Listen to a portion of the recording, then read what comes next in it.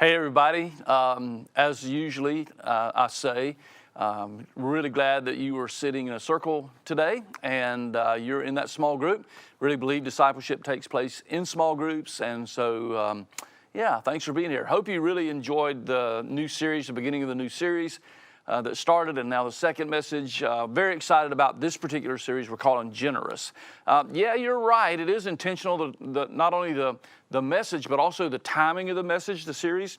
It is close to our harvest celebration as we look back on what God's done in us as a church, and also as we look forward to what we trust God's going to do in the coming year.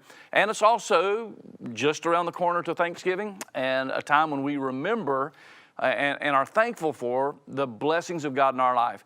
Last week we talked about how God has been generous to us, and certainly Harvest Celebration, Thanksgiving is all about thanking God for His generosity to us, how He has blessed us and made us rich. And I know that some are a little uncomfortable still with that idea of rich and that I am rich, and how, well, that's kind of relative to what world we're living in, and all that's true. But one thing's for sure, we saw that we are rich, but we also know that for most of us, we don't necessarily feel rich. So this week we talked a little about how to feel rich, how to enjoy the provision that God has richly given to us, how to enjoy the things that God gives us in this life. And we did that by focusing in on verse 18, drilling down. You remember our passage. You might want to just take the time to read all of those verses. 1 Timothy chapter 6, 17, 18, 19. We're drilling down this time on 18. Now, the difficulty of handling three verses like this over 3 weeks is that really it's a continuing thought, and one builds on the other. Actually, technically, it's just one long sentence, if you will. And so breaking it apart, I think it's important that we really zero in on all three verses. Don't leave one of them out. Let one build on the other. Yes, God is generous. He has been generous to us. Now, verse 18, we see God expects us to be generous, right? As He has been generous to us, it enables us to be generous. It motivates us to be generous, and really His expectation is for us to be generous.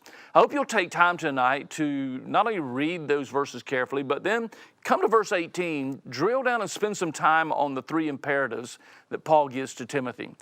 3 or 4, I tend to want to loop two of them together, but maybe 4, I don't know, however you want to address it. But there's 3 imperatives there, maybe 4 imperatives there that Paul gives us and builds on each other. He says that we ought to use our money, we ought to do good. In other words, I really think he's telling us there to use the wealth that we have for good, to be a blessing to other people. But then he says, go further than that. Not only should we just do good, he says, but he also says that we should be rich in good works. That is, that a part of generosity goes beyond the money issue. We tend to think of generosity as money. We tend to think of being generous as giving money. But Paul says there's more to it than that. You can be rich, you can be generous in good works. And of course, he had told the Ephesian church that also. I don't know if you recall, some of you will, in Ephesians chapter 2, Paul addresses that same issue. He says these words in verses 8, 9, and 10. He says, "For you are saved by grace through faith, and this is not yourselves. It is God's gift, not from works, and no one can boast." We know those, but we often leave off verse 10. And yet he says, "For you are saved by grace through faith." For we are His workmanship, created in Christ Jesus for good works, which God prepared ahead of time for us to do. So he recognizes that good works is really the good things for us to do are ordained of God from the beginning. And I believe those good works are part of finding our purpose in life, our purpose for life, and gives meaning and gives purpose to life. And that's why generosity is so important, not just for me, but for others. But as I am generous to others, then I am blessed. And by the way, on this idea of things that go beyond money, think about that a little bit. Maybe you won't even talk about that for a few minutes. How can we be generous outside of giving money? What are some ways that generosity can be seen in other areas?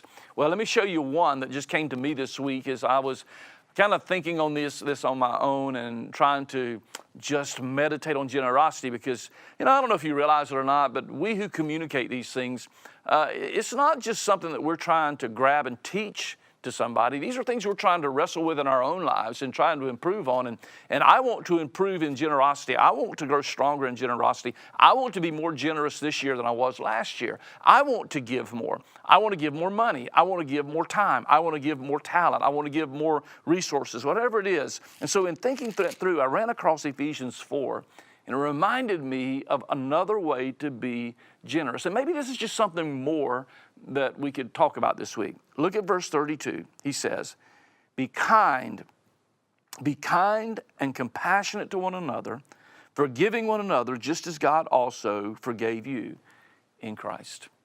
I don't know if you've thought about that, but kindness to others is really an act of generosity. You don't have to be kind. You're not going to be thrown into jail for not being kind. Well, I guess unless you take that to an extreme. You don't have to be compassionate.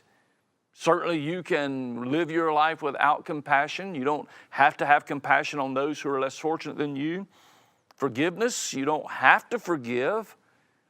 But that's part of generosity, isn't it?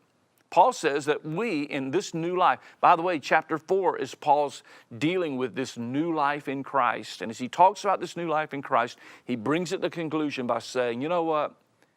Here's how you're generous. You're generous when you are kind. Whether someone deserves it or not, you say, well, why should I be kind to them? They're not very kind. Or why should I be kind to them? They don't deserve it. Well, you know what? It doesn't matter. Kindness is a way we can be generous. Compassion, having compassion for other people, just having compassion itself. The word comes from a couple of Latin words really meaning to suffer with. And as we allow ourselves to suffer with, to have compassion on those who have less than us, we become generous. And you know what? Even forgiveness brings us to the point of generosity. You say, well, they just don't deserve to be forgiven. Oh, no. The generous heart is kind, compassionate, and forgiving. So you see, there really is more to this than just giving money, I should say.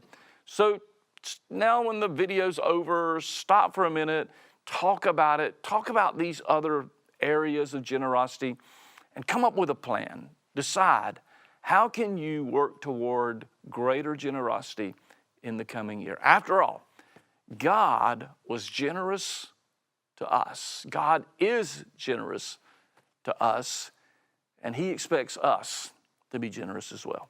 God bless you. You guys have a great discussion.